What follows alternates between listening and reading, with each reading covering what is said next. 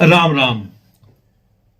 पिछले कई वीडियो से मुझे कमेंट आ रहे हैं कि आपकी वॉइस नहीं ठीक आ रही। मैं एक बात कहना चाहूंगा कि मैं अकेला ही काम करता हूं, खुद ही वीडियो बनाता हूं, खुद ही अपलोड करता हूं, खुद ही सब कुछ देखता हूं, तो कई कमियां रह जाती हैं। लेकिन मैंने फिर भी आपकी शिकायतों पर ध्यान देते हुए कुछ एक्सपर्ट से भी राय ली और वीडियो को जांच पड़ताल करके भी देखा कि आवाज का कोई परेशानी तो नहीं है, मुझे नहीं दिखाई दी।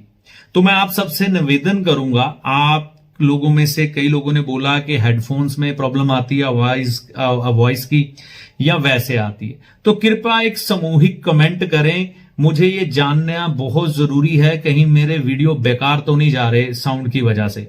तो मैं ऐसी आशा करता हूं जो वीडियो मेरे आप देखें पिछले 1.5-2 महीने में पड़े हैं, जो अपलोड हुए हैं, तो सामूहिक तौर पर कृपया करके मुझे गाइड करें। अगर कोई साउंड की प्रॉब्लम है तो मैं उसे दूर करने की कोशिश करूं। आज मैं जो माइक नया लेके आया था उसके बगैर वीडियो बना रहा हूं, तो इसकी जो साउंड क्वालिटी है और पिछले वीडियो की जो साउंड क्वालिटी है उसमें क्या अंतर है, ये गाइड जरूर करिएगा। मुझे आपकी राय की बहुत जरूरत है ताकि मैं अच्छे तरीके से अपने चैनल पर काम कर सकूं। अब मैं आगे बढ़ता हूं मातर ऋण पर बात करने के लिए। देखिए, ऋण पितर की श्रृंखला चल रही है, तीसरे भाग का ये वीडियो है और जितना खूबसूरत बढ़िया ढंग से मैं आपको बताने की कोशिश कर सकूं उसको बताने की कोशिश कर रहा हूं। तो यहां पर इस वीडियो को बनाने का मेरा पर्पस ये है कि आप, अगर आपके बुजुर्गों के किसी पाप के द्वारा ऐसे हालात भुगत रहे हैं जो नरक समान है, तो उनका उपाय करके बाहर आ सकें और खुद भी चेतन अवस्था में आकर वो गलतियां ना करें कि आपके बच्चों या उनके बच्चों का जीवन नरक बन जाए। तो इसमें हमारी सहायता करती है लाल किताब पितर दोष के इस विषय पर प्रकाश डाल के। तो आइए मातर ऋण जो कि चंद्रमा के साथ जुड़ा है उस पर रोशनी डालते हैं, समझते हैं लाल किताब क्या कहती है। ऋण की बात कर रहा हूं, इसका नाम है मातर ऋण। ठीक, तो यहां पर यह मातर ऋण बनता कैसे है एस्ट्रोलॉजिकल रीजन के अनुसार। लाल किताब मेरे सामने खुली पड़ी है, इसके अनुसार खाना नंबर 4 जो है वो चंद्रमा का माना जाता है और खाना नंबर 4 में जब चंद्रमा का सबसे खतरनाक शत्रु केतु आता है तब मातर ऋण की उत्पत्ति होती है। अब इसमें वजह क्या होती है, केतु तो आ गया, यहां पर आपके पूर्वजों ने क्या गलती की थी जिसकी वजह से आपकी कुंडली में ये ऋण आया, इसको समझते हैं। यहां पर मोटे मोटे तौर पर मैं अगर आपको एक बात कहूं तो यहां पर माता की दुर्गति की जाती है, माता को कष्ट दिए जाते हैं, तकलीफ दिए जाते हैं। जब आपका बुजुर्गों का कोई अपना बच्चा पैदा हो जाता है या आपका बच्चा पैदा हो जाता है, क्योंकि ये आपके बुजुर्गों और आपसे रिलेटेड है, तो आप पर भी लागू होगा, आपके पिता आपके दादा पर भी लागू होगा। तो जैसे ही उनके घर में बच्चा पैदा होता है यानी कि केतु आता है, तो माता को दर बदर कर दिया जाता है, घर से निकाल दिया जाता है, वृद्धाश्रम में आजकल आम छोड़ाते हैं, या उनकी बेकदरी शुरू हो जाती है और उनको दुख दिए जाते हैं। ठीक है ना, और बेहद कह सकते हैं कि बड़े दुख दिए जाते हैं, सताया जाता है। और यहां पर वो दुखिया हो ना, अगर किसी बात से शारीरिक कष्ट आ रहा हो या किसी तरह से भी वो दुखिया हो, तो उनके प्रति जो फर्ज निभाना चाहिए वो ना निभाकर उनके प्रति लापरवाही रखी जाती है अपनी मां के प्रति, तब ये दोष उत्पन्न होता है। ये पाप आपके बुजुर्गों ने या आपने या आपके बाप दादा ने किया होता है, जिसकी सजा आपको मिलती है जब चंद्रमा खाना नंबर 4 के घर में केतु आ जाता है। अब यहां पर निशानी क्या होगी, यानी कि ये पाप पता लग गया कि इस वजह से ये पैदा हुआ है, अब इसकी निशानी भी तो आपकी जिंदगी में आएगी कि उस ऋण की निशानी केतु 4 में भी आ गया, वहां से भी हो गई, और आप भी जीवन में एक गलती कर रहे होंगे जो बताएगी कि आप पर ये ऋण है।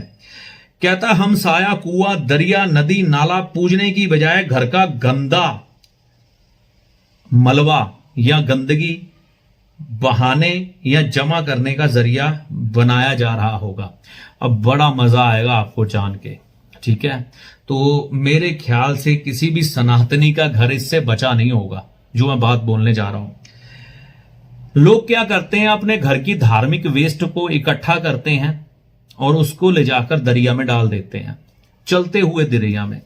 दिल्ली में गया, हरिद्वार में गया, लोग अपने गटरों का पानी गंगा में गिरा रहे हैं, दरिया में गिरा रहे हैं और दरिया को गंदा करने का काम कर रहे हैं। देखिए, एक बात समझिएगा, कुदरत ने क्या दरिया गंदा किया था क्या?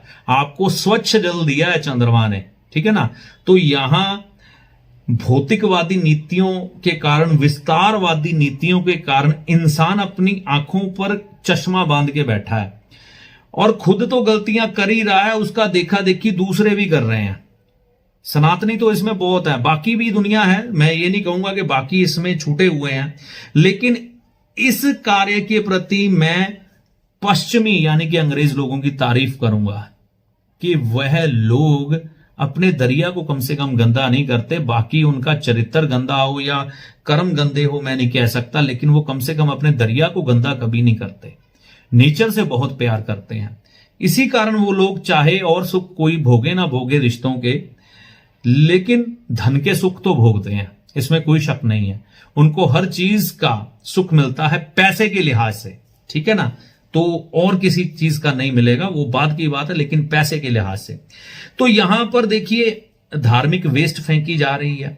लोग कहीं ना कहीं ऐसे भी मैंने देखे हैं जो दरिया के पास जाते हैं तो गंदगी फैला आते हैं, लिफाफे फेंक देते हैं, चिप्स के फेंक देते हैं, बहुत कुछ किया जाता है। और आपके घर के इर्द गिर्द कोई कुआं है, कोई नल है पानी आने का, उसके इर्द गिर्द गंदगी फैलाते हैं।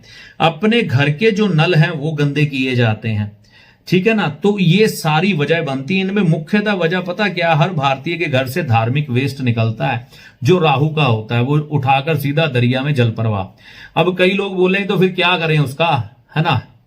तो भैया एक बात मेरे को बताओ, मैंने इस चैनल पर ये वीडियो अपलोड किया हुआ है कि आप अपनी धार्मिक वेस्ट का क्या करें, सर्च करें, ढूंढें उसको, ठीक है ना। मेरे ख्याल में चंद्रमा की प्ले लिस्ट या बृहस्पति या राहु की प्लेलिस्ट में आपको मिल जाएगा, जाइए ढूंढिए, उसमें सोल्यूशन है, तो आपको पता लग जाएगा, ठीक है ना।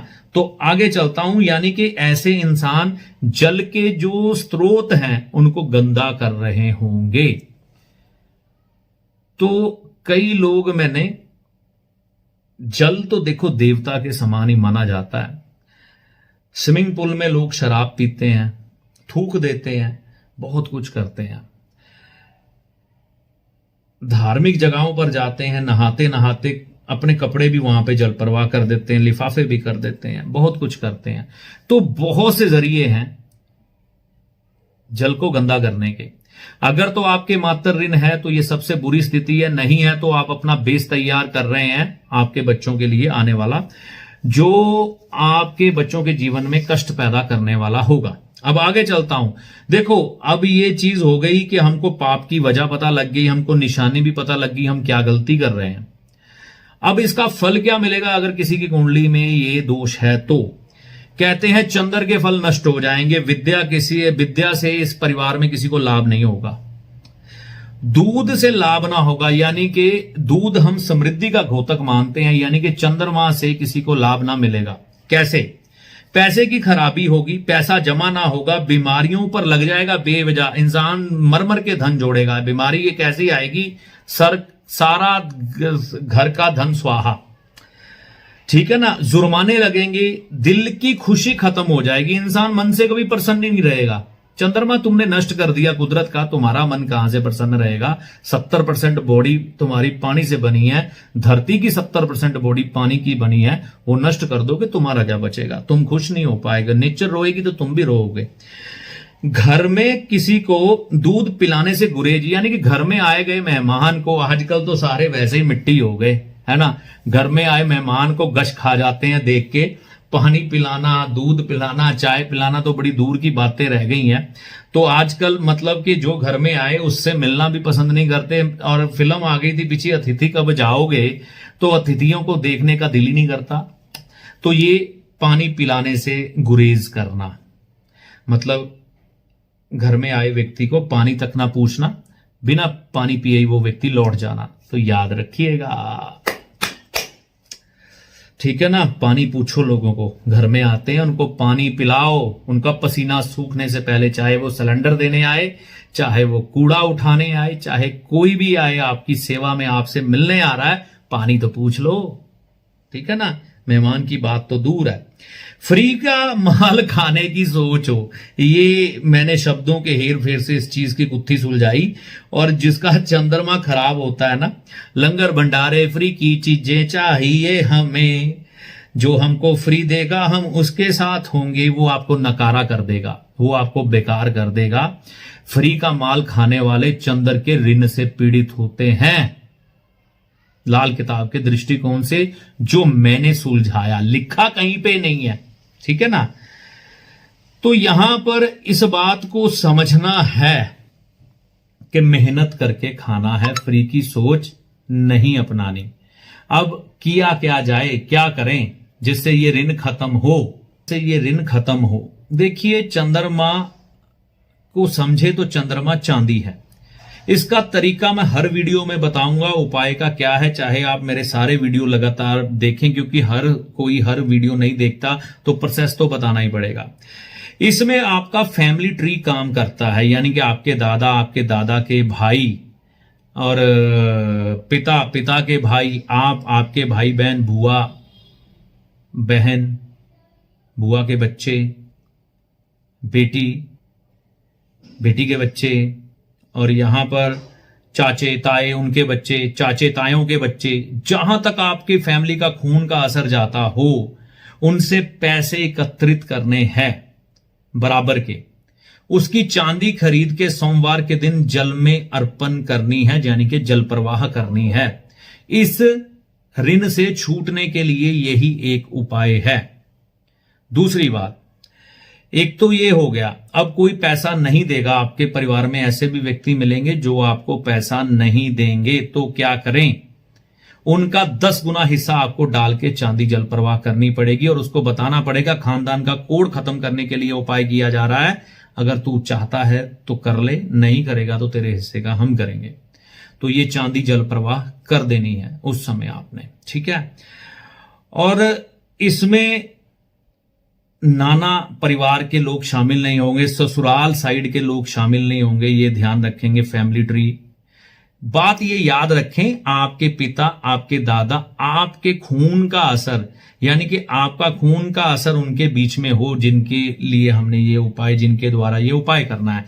मान लीजिए आपकी बहन को कोई संतान उत्पन्न होती है, तो उसके पति का और उसका खून दोनों का होगा, आपकी बहन का भी खून उस बच्चे में है, तो यहां पर उसके बच्चे भी हिस्सा डालेंगे। लेकिन ससुराल वालों में तो आपका खून का कोई ताल्लुकदार नहीं है जिसमें आपका खून हो, तो वो लोग उसमें शामिल नहीं होंगे, ठीक है ना। बस नानका परिवार में भी ऐसा ही, आपका खून का कोई रिश्ता नहीं होगा जिसमें आपके कुल का खून हो, तो वो लोग इसमें शामिल नहीं होंगे। यही तरीका है। तो ये उपाय करने के बाद अपनी गलती को भी सुधारना है, कभी जल को गंदा नहीं करना है, इस बात का बहुत ध्यान रखना है। ऐसा करने से आपका चंद्र का ऋण उतर जाता है, जो कि पितर ऋण का तीसरा ग्रह है। तो फिर ये जो फल है, विद्या से लाभ मिलना शुरू हो जाता है, घर में बरकत बढ़ जाती है, पैसा जमा होना शुरू हो जाता है, बेवजह बीमारियों पे नहीं लगता, घर में खुशी आ जाती है, आपसे लोग मिलने वर्तने लग पड़ते हैं, ठीक है ना। तो आजकल कोई पानी नहीं पिलाएगा तो यहां मंगल की खराबी क्या, या तो चंद्र की खराबी है, ठीक है ना।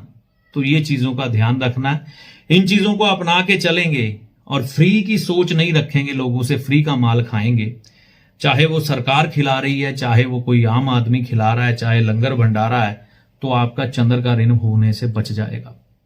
ये बात ध्यान में रखिएगा। ऐसी आशा करता हूं आपको ये वीडियो समझ आया है। अगर समझ आया है तो आगे भी इसे शेयर करें ताकि आपके द्वारा किसी का भला हो। शीघ्र ही यानी कि कल अगले वीडियो के साथ मिलूंगा, तब तक के लिए जय माता दी।